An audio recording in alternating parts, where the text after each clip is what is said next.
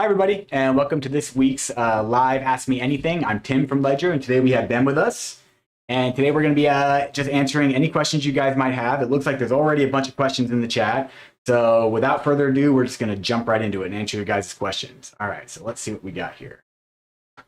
It looks like the first question is from, hi, Linwood Jones. Good to see you. Thanks for stopping by again. From Josh Gomez, when will AVAX and Flow be viewable in Ledger Live? I have two separate wallets for them. I prefer to see them in my Ledger account.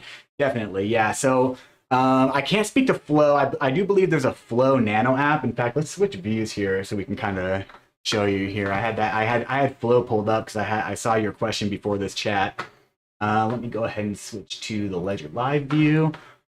And that's as far as I got. So yeah, so let's see if I'm pretty sure there's a Flow app already. And if you're saying that you have already been managing it, then most likely, but I like to just verify.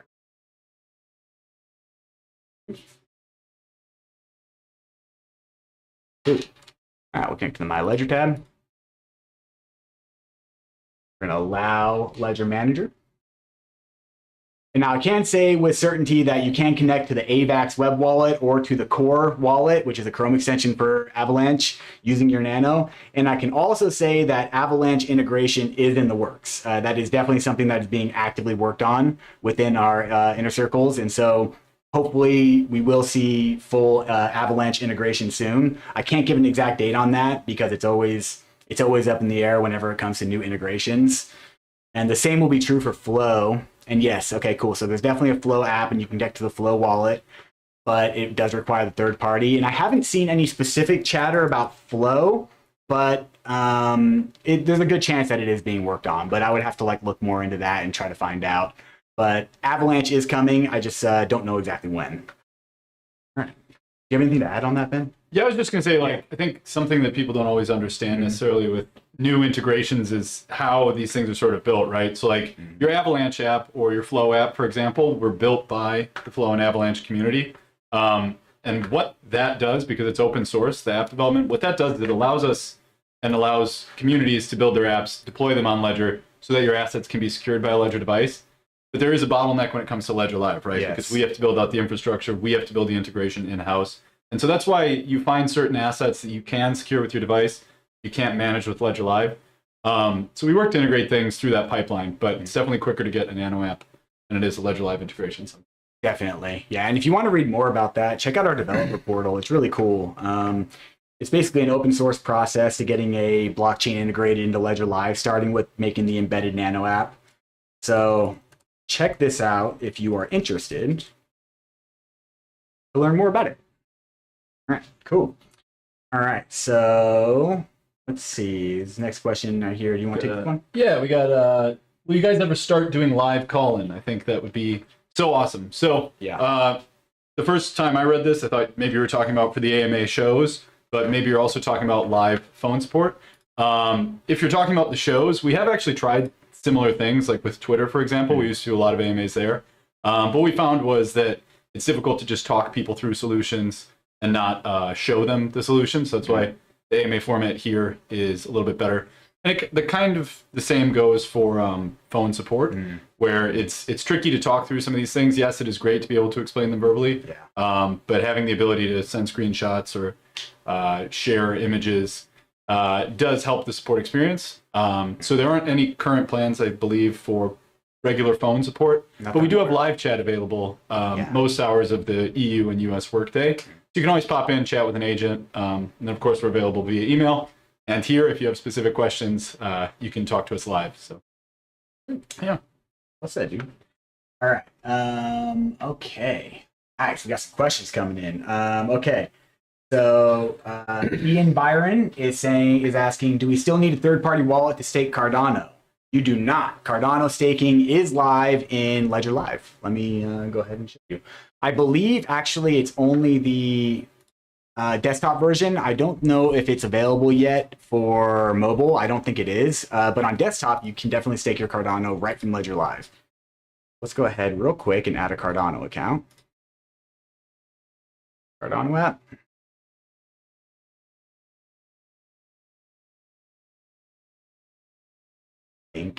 Thinking. Okay, cool. So I got a little bit of ADA here in this wallet. I'm going to name it ADA-S Plus, so I know it belongs to my Nano S Plus, because I use like 10 different nanos with work. Okay, we'll add that account. Click here. And you can scroll down here, and it looks like I'm already delegated, so you can totally manage your stake here. You can go here, you can end your delegation, change your delegation. If you don't have any ADA stake, then right here you'd be able to earn rewards and stake your ADA and go through the flow. So yeah, it is fully live on the desktop version of Ledger Live. It's been a long time coming. It was. Requests, so. It took a long time to get that integrated. Yeah, because Cardano is a little bit different than some other blockchains in that it stakes the entire it stakes at the account level, so the entire account is staked, and so there were just additional challenges to get that integrated in Ledger Live. But it's live now, and it works very well. Yeah. All right. Dave McFly says, "Hey guys, want to move my Bitcoin from Binance to Ledger. I see different network, native SegWit, Bitcoin, BTC. What is the difference between all of them? How can I be sure to choose the right one?" Great question, Dave. Question. So when you're transferring from an exchange, there's two things you'll face: either different networks or different address types. In the case of Bitcoin, you're actually facing different address types. And so there's a couple different standards around what your address looks like. What's most important for you is that the address that you select, the address type you select, is the address type that you have in Ledger Live. So if you have a native SegWit account in Ledger Live, you'll want to select native SegWit in Binance. Getting a little more under the hood, what it actually means is that with different address types, you'll have slightly more efficient transactions. And that can lead to some differences in fees to transact.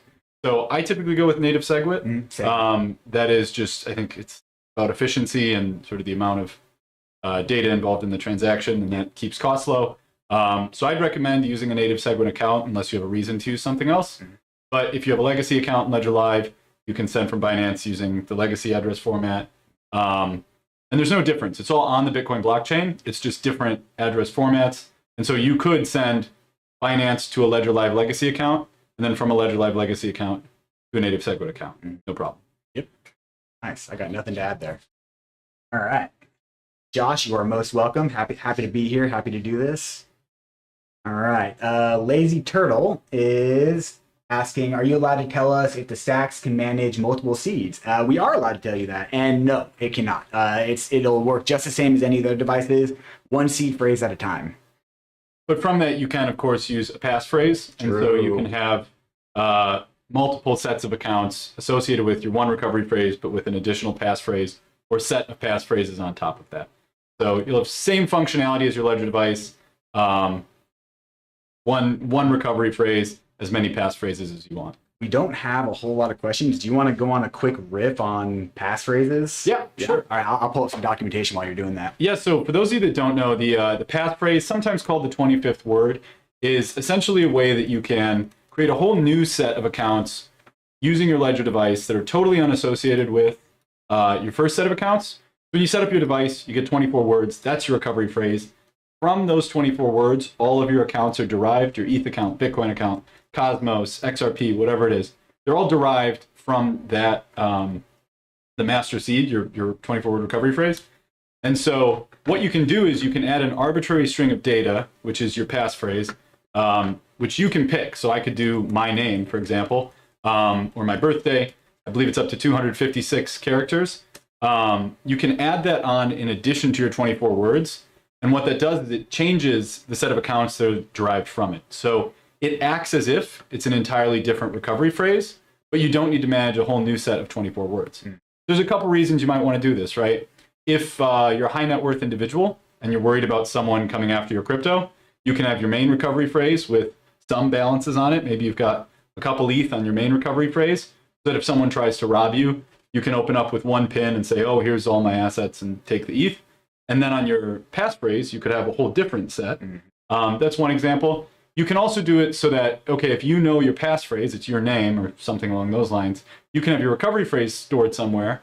And even if your recovery phrase is compromised, unless they know your passphrase, they can't access those accounts.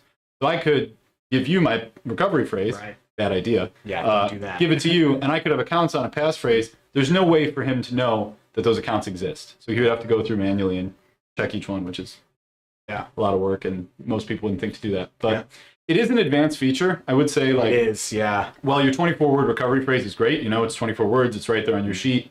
It's easy to restore access to assets if your device is reset or damaged, as long as you have those words.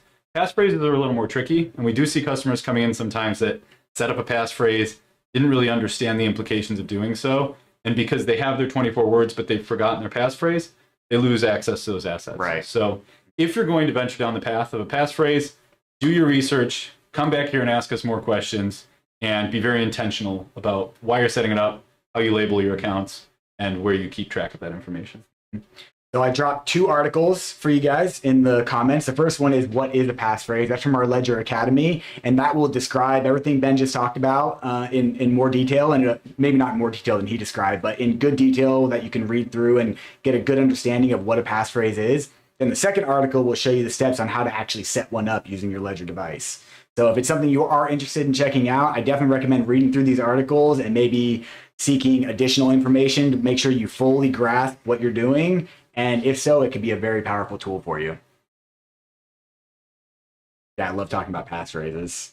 Cool. Yeah. It's probably the most interesting thing I learned about when I started working. Same. I had a ledger. I didn't know how. I had no idea either. I had no idea. I didn't even know it was a thing. Oh, and one other thing on that, and this has to do with Ledger Recover, which is a service that's coming out soon. It's one thing that we talked about within our team that would be kind of a cool like use case for this is backing up your seed phrase with Ledger Recover safely, and then having all your crypto attached to passphrase accounts. That way you can still get access to restore your recovery phrase if you need to, but there's no actual crypto tied to that recovery phrase. It's more like just a key to get into the front door of your vault that has another key behind it.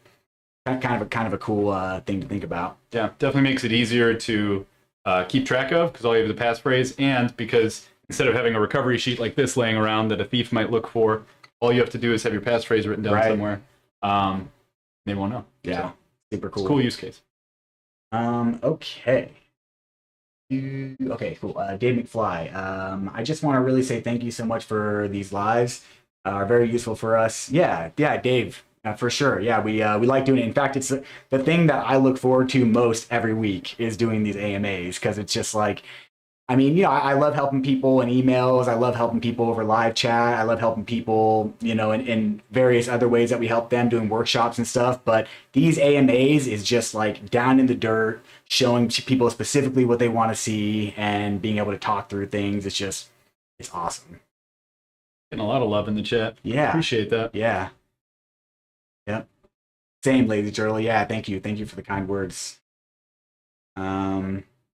All right, John Smitty. Like you want to hit that? Do you want to take it first, and I'll throw stuff on? Go for it. Okay, so John Smitty asks, is your Ledger Nano X ever connected to the internet? If not, then how do you really send and receive? This is a good one. There's a lot baked into that. Yeah, so yeah.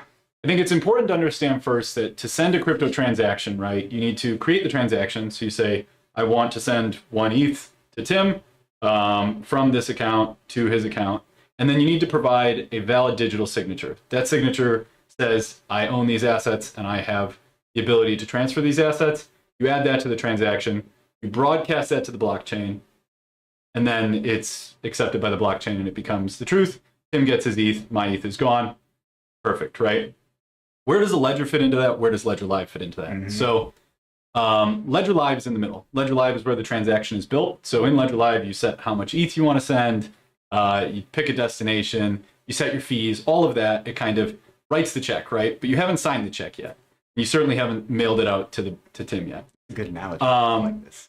What your Ledger device does is it has a secure element, a smart card on it, where all of your sensitive information, your recovery phrase, is stored. And then within your app, from your recovery phrase, it derives your private key and uses that private key to produce a valid signature. All of that happens on the device. And only once you have the signature and you approve it on your device is that signature added to the transaction, and that transaction is pushed to the blockchain. So your device is just interacting with Ledger Live. Ledger Live then broadcasts to a node, which is connected to the internet. But the actual operation on your device where sensitive information is interacted with, all happens within this sort of walled garden of your secure element, which is that smart card. The same smart card you have, for example, on your credit cards. It's basically a mini computer that does all that work, and the only thing that leaves it is a signature that's only valid for that transaction. Yes or no, basically. Yeah. And all of those interactions on the secure element are approved or denied on the device. So what you read on your device is what will happen. It's what you're agreeing to. And then you approve it, broadcast to the node, and to the rest of the blockchain. I have nothing to add. That was awesome. Yeah, thanks, Ben. Yeah. Sure. Fun question. You should come on to more of these AMAs. All right. Let's see. Like Dave McFly, how can I stake my BTC in Ledger Live? So Bitcoin itself, so Ledger Live can only offer staking services for networks that are proof of stake. Like for instance, we just talked about Cardano. There's Ethereum. There's a whole list of cryptos that you can stake through Ledger Live. So since Bitcoin is a proof of work network and it doesn't actually offer staking as a service on the network, that's not possible in Ledger Live. There may be services out there where you can have like wrapped Bitcoin and kind of like stake them for yield and stuff, but I don't know specifically of any off the top of my head where you can do that. And that would all have to happen outside of Ledger Live since Bitcoin intrinsically cannot actually be staked for yield. The only way to earn Bitcoin through like mining is to set up a node and mine Bitcoin. You have anything to add to that? No. Okay, perfect. Cool. All right. Ooh, we got a passphrase follow-up. Okay, regarding passphrases, if for whatever reason I need to recover my crypto, especially altcoins and other device wallet that doesn't offer me the option to add a passphrase, what then? That is a great question. That's a good question. So, well, most every crypto wallet follows the BIP39 standard, which is just the 2048 words that comprise your recovery phrase. Most wallets, if not all, follow that standard. And so your Ledger recovery phrase, you can always enter it into other wallets and access your assets if we go out of business, for example, or if you're in a bind. But not all of them support passphrases. So that's where things get tricky. Yep. There are some tools available. For example, Ian Coleman is a tool which allows you to take your recovery phrase, enter your passphrase, and get the specific private keys for those accounts. This is a last resort, though. So to use Ian Coleman, you go to a website, enter your recovery phrase, enter your passphrase if you have one. You get the private keys, and you can take those specific private keys, import them into certain wallets, and access your assets. But once you've done that, you've exposed all of your sensitive information, right? The keys to all of your assets have been exposed to the internet. And so that recovery phrase and that passphrase are no longer as secure as they were. So if you're in a bind, if Ledger goes out of business and all your stuff is secured by a passphrase, you can't find a wallet that supports passphrases, use a tool like the Ian Coleman machine, or Ian Coleman? Ian Coleman, yep. Ian Coleman. Use a tool like that to get your private key, but definitely as a last resort, and do not reuse those accounts once you've transferred those assets out. And there are a number of third-party wallets out there that do support passphrases. There's ones for Ethereum, Bitcoin, most of the main ones. So I don't think that you would run into that issue where you would have to use Ian Coleman unless you're on a specific blockchain that there is no third-party wallet that supports the passphrase feature. In that case, you may have to use Ian Coleman. And while it will expose your recovery phrase to the internet, and it is a last resort to be able to access it. So I guess the key takeaway of this is you'll never be in a situation where you can't access it. You may be in a situation, however, where it may be a little bit risky to access it. But if it's a difference between never being able to access it and being able to access it in a pinch, then it's a good way to go. Yeah. And then after that, you can then transfer all the funds in that account to new accounts that are backed up with hardware security or cold storage. Yep. Cool. Shahid Mustafa is asking, you guys ever consider doing live call-in because some questions issues may be too long to type? Yeah, that's definitely, so for that, the best route would be the live chat. If you go to here, I'll show you real quick because it's not always super clear for people how to open up a ticket. Let me go here to, so if you go to support.ledger.com and then you click on the little purple contact us button down here, Then you can start a new conversation and fill in the applicable fields as necessary. And then you get the ledger bot. You can, honestly, if you're here and you are like interested, please challenge our AI bot that we've been building. This AI bot is actually surprisingly good at answering questions. But you can get a chance to ask the AI bot a question below. I can say something like, what is Bitcoin? It's kind of added a little bit to the flow or whatever, but basically, if you, in most cases, the AI bot will be able to answer questions. But if you have like a unique question where the AI bot, doesn't give you a great answer, then you can, like for instance, if I don't like this answer or whatever, I can just say, no, I want to speak with an agent. And then you can click that, and then you'll be given, looks like we do have agents right now on live chat available. So the live chat button's open, so you can click live chat and you can get connected with an agent. So I'm going to go ahead and exit. Yeah, you want to? No. Okay. But yeah, so that's basically how you can get in touch with us. Now, regarding the phone call specifically, there are certain cases where it may be more beneficial for us to like have a call with somebody. It's very rare. We don't really ever do it because we like to maintain the standard that we don't do phone support and we don't direct message people, because these are all ways that scammers kind of operate to trick people. And so we kind of stay away from those mediums of communication. But in certain cases, then it may be necessary, and we would communicate that to you through an email ticket or through live chat or whatever. But in general, I don't know of any like plans to do phone support. Yeah, I know, and like I said before, we did used to do the Twitter Spaces, which were kind of a call format. But what we found is the bang for your buck as someone attending that and trying to get a question in wasn't great. It was a lot of repeat questions. It didn't really add to the value of the sport. The complex tickets we still ended up having to take to email or live chat to work with people. And frankly, crypto, it's your money. It's a little bit sensitive. So on Twitter in that public space, it wasn't really worth doing. Yep. All right. Looks like we have another question that just came in from Shahid Mustafa again. Can you establish your new ledger mobile, or do you have to be on desktop? You can definitely be on mobile. We do have a fantastic mobile app. The only limitation that there are some small differences between the mobile app and the desktop app as far as functionality. I would say overall, the desktop app has more functionality than the mobile app.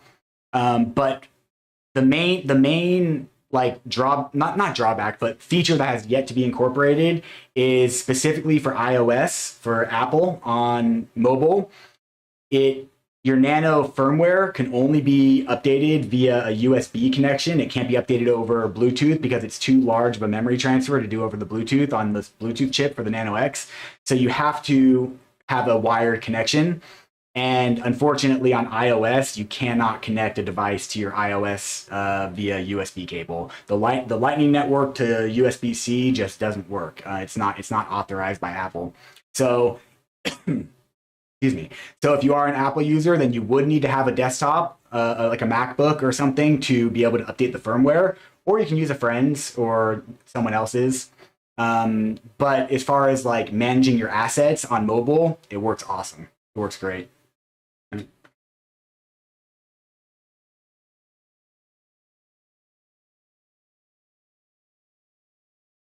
I see a question about losing crypto, and I don't know specifically what case is being referenced here, but it's important to know that generally speaking, there's two ways you can lose all of your assets, right? There is a simple way, which is someone gets your device, they get your PIN, and they send it from your device. Obviously, the device wouldn't know it's got the PIN.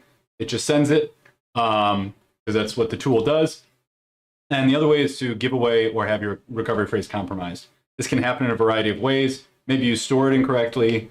Maybe you enter it online by mistake. Maybe you took a picture of it 3 years ago, forgot about it, and some malware is on your phone or has access to your cloud, your Google Drive or whatever, sees it and does it, right? Like this does happen. There's a lot of complex malware out there that will scrape data to try and find these words, and it happens.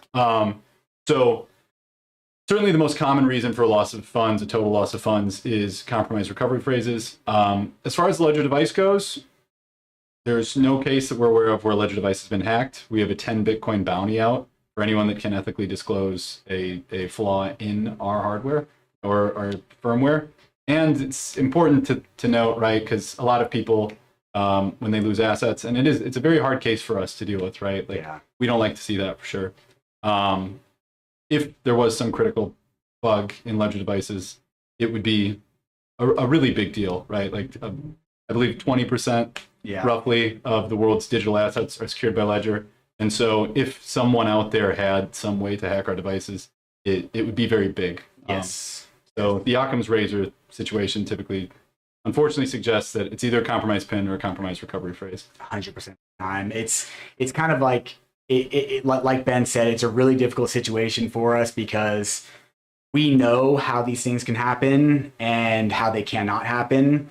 But when somebody goes through that event, they experience a range of emotions, totally human, totally understandable, and it can be really difficult to get to the root of the issue because of all the different complex emotions that a person may feel in that situation. But I can say that 100% of the time, for users who stick with it and work with us to try to determine it, it always comes down to a leaked recovery phrase or a stolen device and a compromised PIN. Very rarely the compromised PIN and stolen device, because that's actually a lot harder to do than people may think. Because if you steal a Nano itself and you don't know the PIN, you only have 3 attempts to enter the correct PIN before the device factory resets. So stealing somebody's and this is why I feel perfectly safe leaving my own personal Nano sitting on my desk when I leave my house.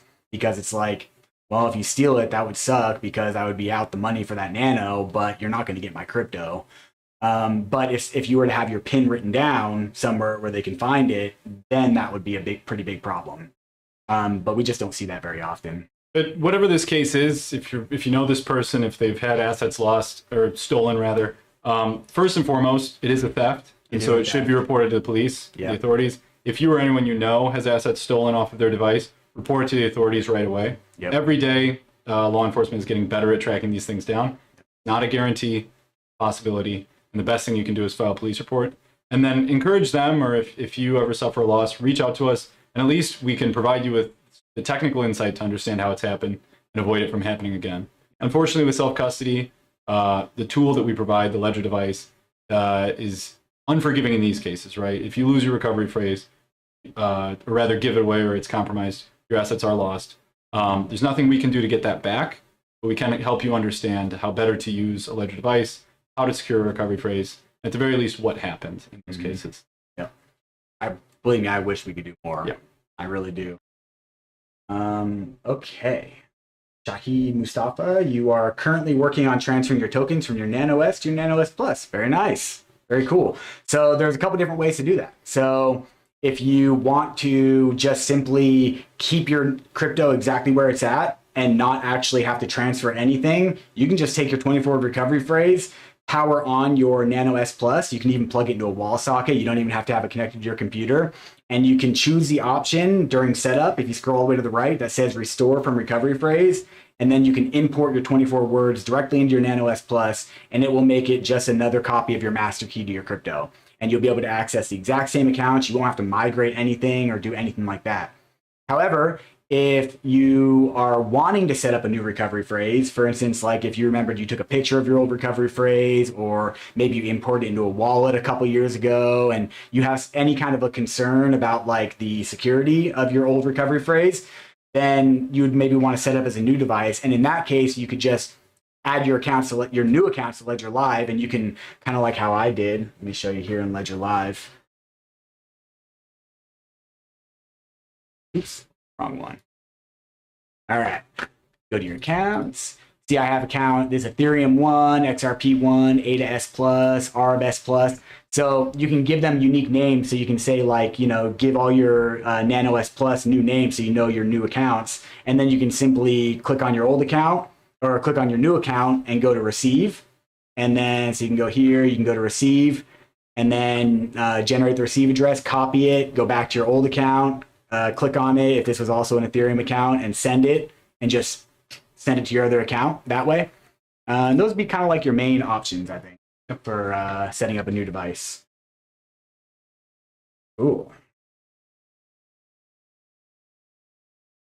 hide accounts.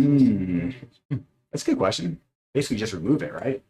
Yeah. So if you have a passphrase on your Ledger device and you have accounts associated with that you want to manage, but you don't want them to show up in Ledger Live, right? If you're worried about someone coming and knowing your balances and trying to steal your assets, I guess I can think of two options, right? The easiest way to get it out of Ledger Live would be to delete that account. So just remove it from Ledger Live visibly. The account is on the blockchain. It's derived from your recovery phrase, or in that case, it's derived from your recovery phrase plus your passphrase. And so long as you attach a Ledger device with your passphrase, either your passphrase PIN entered or temporary passphrase entered, you can always add that same account, right? You'll be able to add your ETH1 account over and over and over again, even if you delete it. It's not like a new address is created. That's option number one, right? If you're working on Ledger Live and you just don't want it to be there. Another option, if you want to be a little more discreet and you have admin privileges over your computer, would be to create another user.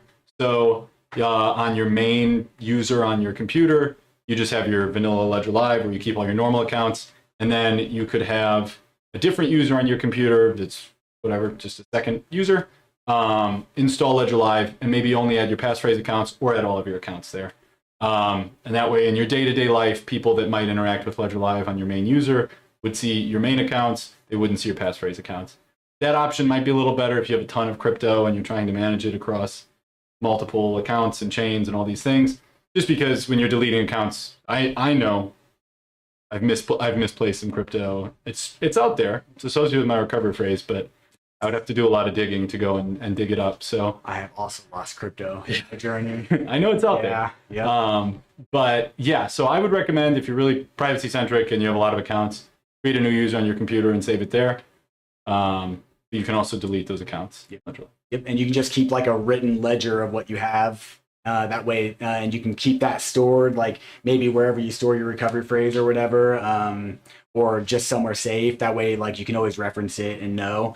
One other way that, and it's kind of like not really the best way, but one of the ways that I remember, because if you come to my streams often, you'll notice that I'm constantly removing and adding accounts. I have about 15 to 20, I think, crypto accounts. I have a small amount of crypto in it, like just like between like $5 and $10, just so I can show users things.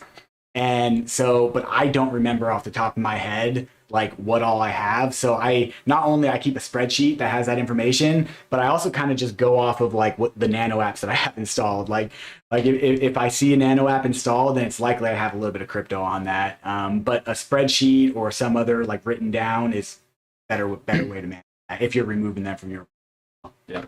But just for new users, it is important to note, right? That's more of a, oh, well, it makes sense. I had the app, I added the account. Yeah. You can delete nano apps, and those accounts are still there. Because again, associated with your recovery phrase, not the device, not the apps on the device. Yeah, that wasn't the greatest. Like No. I do the exact same thing. Where I'm like, what apps do I have? I just, in case.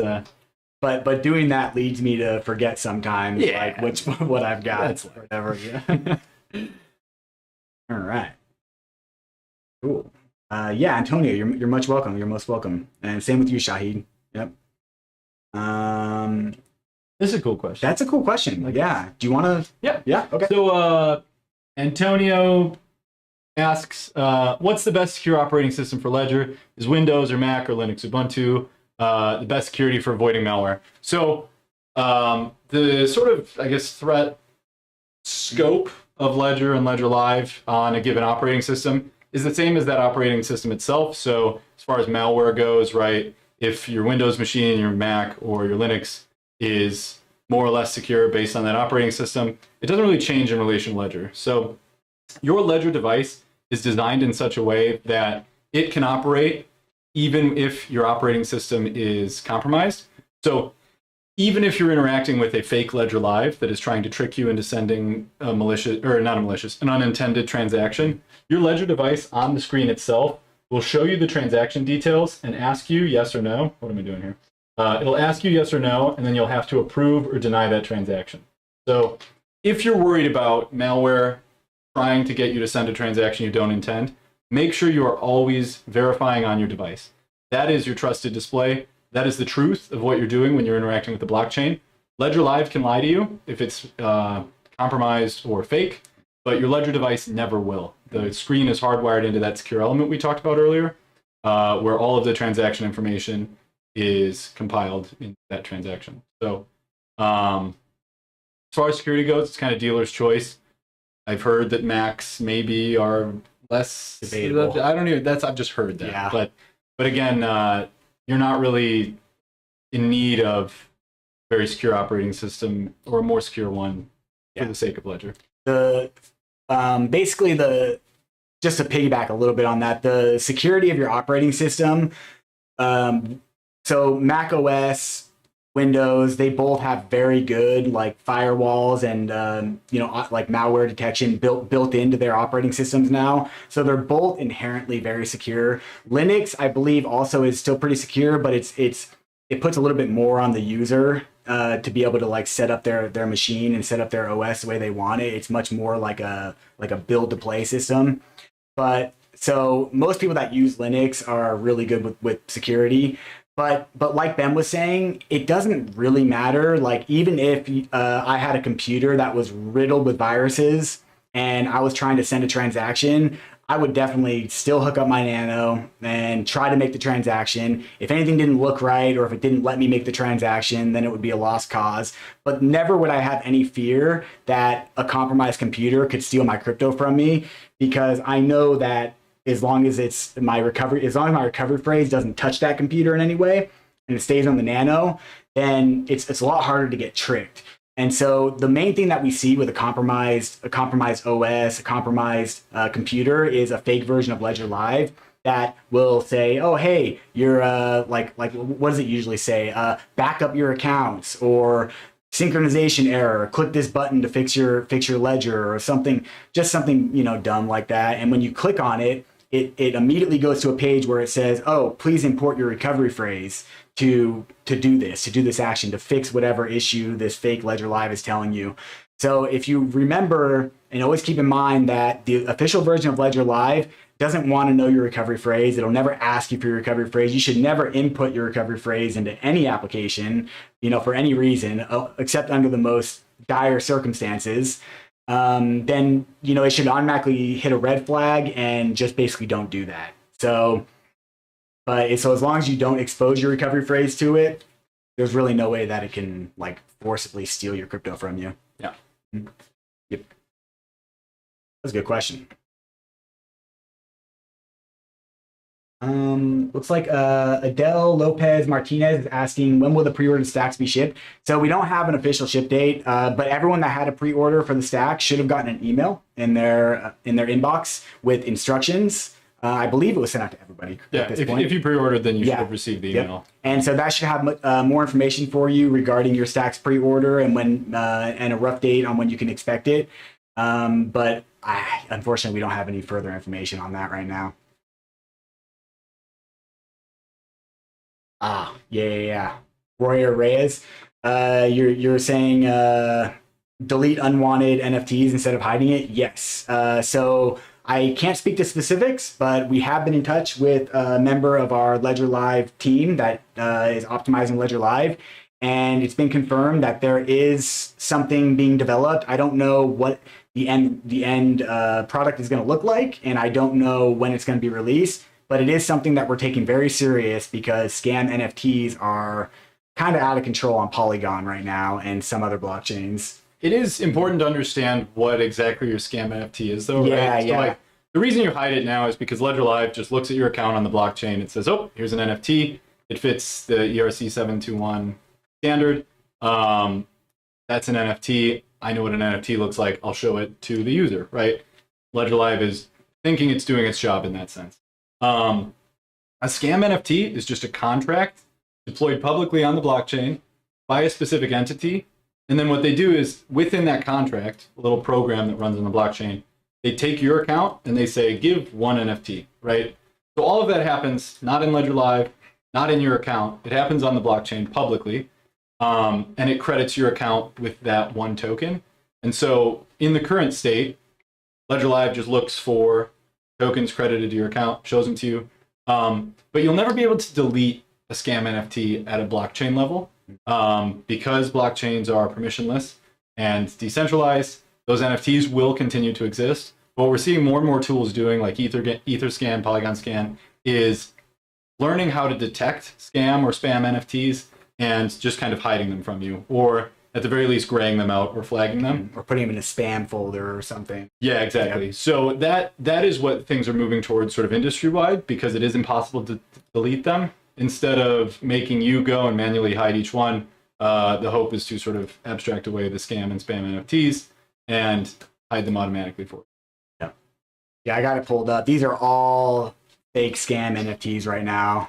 Every single one of these. 5,000 USDC NFT isn't real? Yeah, and they come in constantly. It's kind of nice. Well, it's not nice, but it's kind of cool having a fresh supply of scam NFTs to show people. But basically, the only danger of these things is when you click on it, they can't do anything to your wallet while they're in your account while they're in your wallet. Like someone can't send you a scam NFT that like a Trojan horse that goes in and messes with your account. That's not possible, but what they can do is when you click on it, they can entice you with, 200 link NFT voucher. Wow, okay. Looks like I can claim 200 link. And then you go to this website, and then this website tries to scam you, basically, is how it works. It's like the spam email of Web3. It is. It's a spam email of Web3. It's exactly what it is. Yeah. Yep. And so there will be better tools in the future to deal with these things. But right now, we're kind of still in the Wild West. It is hard. I mean, the scammers and not hackers. Scammers will always have the advantage because they have to make a move for us to react to it. Yeah. That is just kind of the state of the art and nature of the game. But we're working to keep those things out of your inbox. Yep. All right. Looks like Shahid has another question. All right. So Shahid's asking, so if you lose the original ledger that's associated with Ledger Live, and you purchase a new ledger, all you have to do is insert the passphrase from the original ledger. Correct. Yeah, you can import your recovery phrase. Like, let's say, let me pull out my box of nanos here. So let's say you have a Nano X that you just purchased to upgrade, and you don't have your old computer. You can take the recovery phrase. I can take the recovery phrase from this, import it into this, and then I can connect this to Ledger Live on the new computer, and then just start adding accounts. And they will show up just like when you saw me adding accounts from this one. This will become a new key to your master key to your crypto vaults. And some people, myself included, have multiple nanos and use them for different things, right? Yep. If I'm traveling with my Mac, with my laptop, I'll carry my S Plus because I can plug in and do desktop stuff. If I know that I'm only going to have my phone with me, I'll bring my Nano X because I've got Bluetooth capability. I can transact mobily. You can have the same recovery phrase on multiple devices. The blockchain doesn't know. Ledger Live doesn't know. All it knows is whether or not you have the right recovery phrase. Right.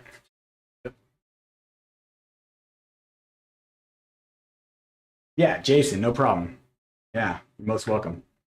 Any updates on the Visa card for Americans, the Crypto Life card? I wish I had none. Me too. I want mine. I want mine too. Yeah, but no, unfortunately, the Crypto Life card is still waiting to be deployed for U.S. citizens. Last I heard, U.S. is next on the list, but I heard that a little while ago. I'm not sure. So the issue is Ledger, our company, we're not a bank, and we don't actually offer the service through us. So we partnered with Banks, which is a custodial service that does offer this. So you'll be able to create your account in Ledger Live. You'll be able to log into your Crypto Life card account powered through Banks. But that will just basically be a widget that links you to their website.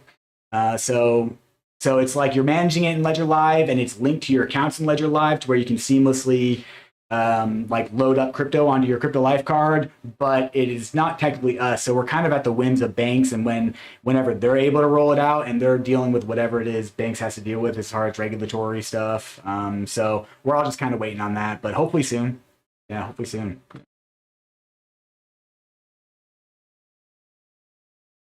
When I want to add a Matic account, I find something weird that I have two accounts Matic, and I'm sure 100% that I add manually one account Matic, not two. Yeah. Interesting. That's probably yeah. So yeah.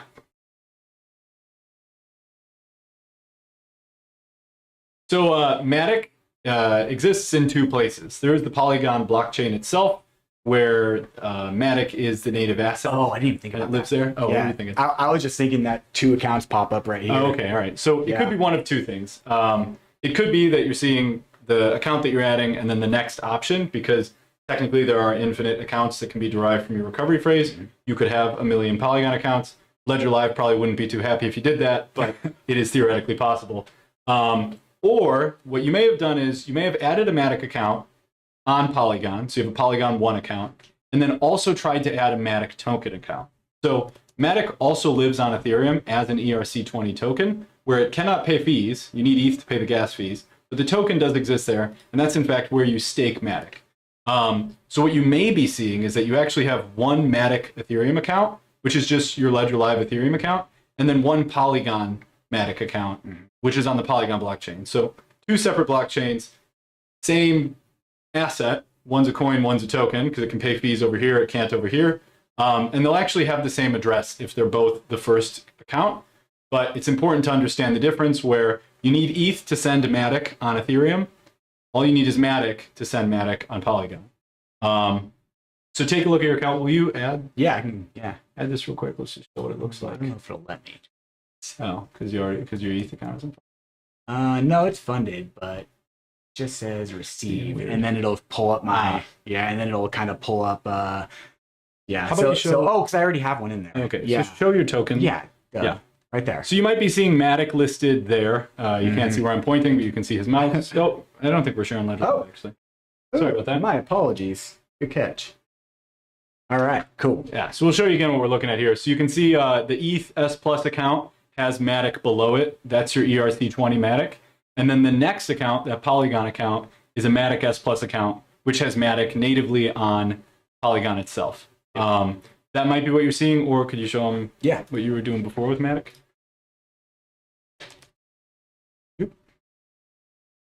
When you go to add a Polygon account, it shows one address that you have added, right? And then it shows one address that you synchronizing. A lot of synchronizing. Yeah, so there's the one, and then I probably have some scam NFTs in the second one, so it's letting me add a third one, I would imagine.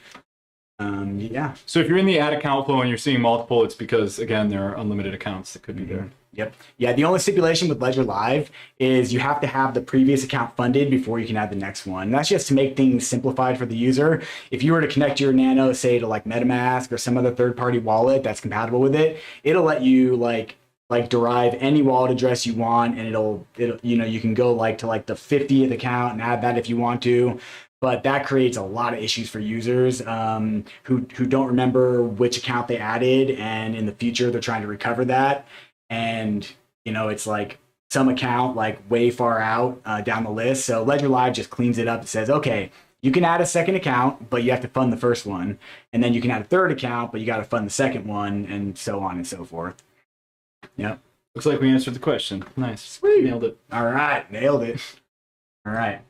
Follow-up question on the scam NFTs. Sending out scam NFTs to another wallet to get rid of them also has a risk, I believe. Yeah. That's a good point. This is an edge case. I very rarely see it. No, I haven't yet actually seen it, but I know it's possible. Yeah, and I guess what the rationale behind not interacting with your scam NFT, not sending it, is that by the nature of being a spam or scam NFT, that it was sent by a malicious actor. And so it's possible that they have written the smart contract in such a way that there is something malicious. Like a tax or something else. Typically, what I have seen the few times I've seen something along these lines is they write the contract to be either wildly inefficient, and so you go to send, and because it is such a complex transaction or complex contract, it costs a lot of ETH or Matic to send it, and so they just waste your money. You mentioned the tax. I haven't seen anything along I haven't actually seen it, but I know that with tokens on the network, I have come across situations with users that had certain tokens that they were interacting with. There was one, it was called World Cup Inu or something. It was during the World Cup a couple of years ago, and it was a scam token. And basically the way it worked was anytime a person transferred any balance of that token from their wallet, there was a 10% tax on it that went back to the creators. And so this guy was trying to transfer the funds out, and he's like, every time I transfer these, I lose 10% of my total bag. I can't afford to keep transferring out. And I looked into it, and we looked at the contract for that token. It was like, oh yeah, they got a tax set up. So I think it's probably theoretically possible to do that with an NFT contract as well. Sure. Possibly. So yeah, that's why, generally speaking, don't touch them, hide them in Ledger Live, and then hopefully, as the space develops, we'll find ways to just totally obscure them from your view entirely. Yep. I see a follow-up asking about tools that help you deal with them. And yeah, so for now, you do have to manually hide it. In the future, we're working to make Ledger Live smarter, and I think the space is trying to get smarter about showing you only legitimate NFTs. Wow. Yep. Dang, we hit the end of the questions. This has been a good stream, though. Yeah. It's been a really good stream. You guys a lot of love. A lot of love from the chat. Appreciate it. Great questions today. Yeah, so let's see. We do still have about like 9 minutes. You wanna? I've got a question for them. We can talk into stuff, but we've been getting a lot of love from you guys, and you appreciate what we do. Yeah. I'm curious what you guys want from us. What could we do better? Yes. What information do you want to hear from us going forward as we produce more content? I want to know what the people want to know. Yeah. So if you throw those down in the chat, maybe we'll acknowledge them, or maybe we'll take note of them for sure. For sure, yeah. And try to get some content coming in the future. Yeah, we got so we have plans to start doing a little bit more YouTube content.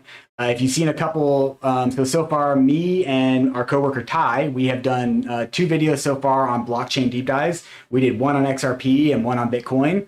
And we did the XRP one first because it was during the whole like SEC case thing, and there was a lot of buzz, and there was a lot of new XRP users coming in, and we saw a sharp uptick in scams. And so we wanted to help prepare our new XRP users to know how to deal with self-custody, because it was very new for a lot of users. And so we put out that video, and it was pretty successful. So then we continued on, and we did a Bitcoin video next. And then one of our colleagues in the EU, Roy, he did an excellent video on Cardano following the same scaffolding that we did with those other videos. So we now have 3 blockchain specific videos.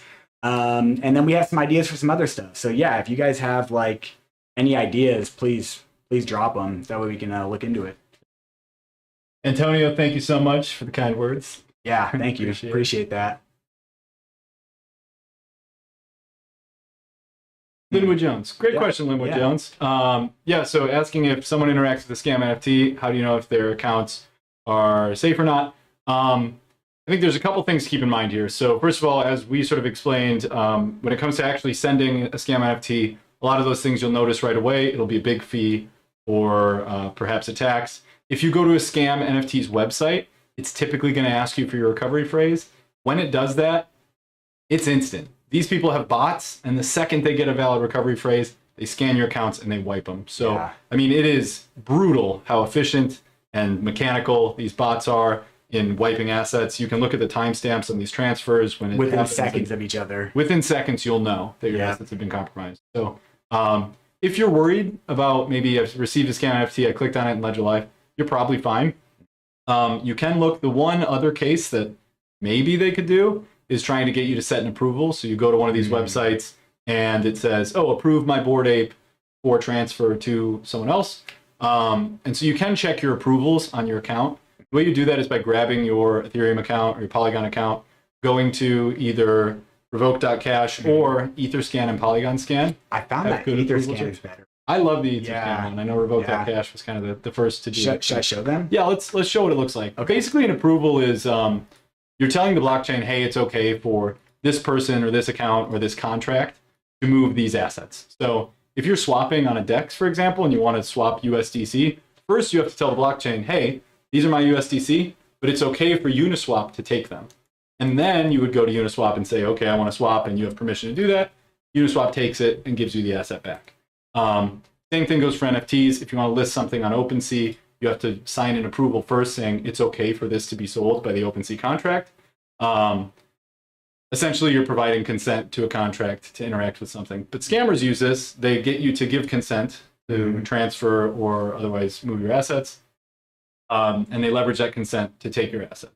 So, do you remember how to get to it? Yeah. So you go to the More section. There we go. And then token approvals in the top Token approvals. There it is. All right, cool. So what you can do here is you can take your account and drop it in here. You can search it, and you'll see all the approvals you've made. So if you use a lot of DEXs or OpenSea, for example, you might have some approvals. They aren't inherently bad, but it is good to go through and do some maintenance and make sure that the contracts that you've given permission to interact with your account and your assets are ones that you still trust. I know in the past, I believe it was OpenSea, yes, the Seaport contract, which was used for compromise. Yeah.